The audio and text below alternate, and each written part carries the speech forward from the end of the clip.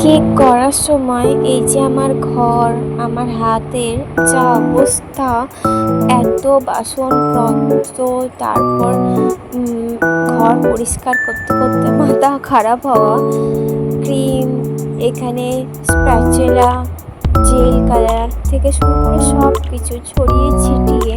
আর এই যে আমার হাত, এবার দেখাবো, দেখো আমার হাতের যা অবস্থা। তারপর যে কেক করার পর কেকগুলো দেখে এত মনে শান্তি হয়, মানে কি বলবো, তখন মনে হয় আমার মানে খাটনিটা সফল হয়েছে। তারপর কেকগুলো দেখে মনে এত শান্তি হয়, মানে ফ্রিজে ঢুকিয়ে রাখার পরও 1 ঘন্টা 2 ঘন্টার মধ্যে 5-6 বার তো ফ্রিজ খুলে দেখেই ফেলি, তাও মন পোষায় না, মনে হয় আরও দেখেই যাই। তার কেক করার পর আর খাটনিটা আমার মনেই হয় না, কেক দেখে মন শান্ত হয়ে যায়।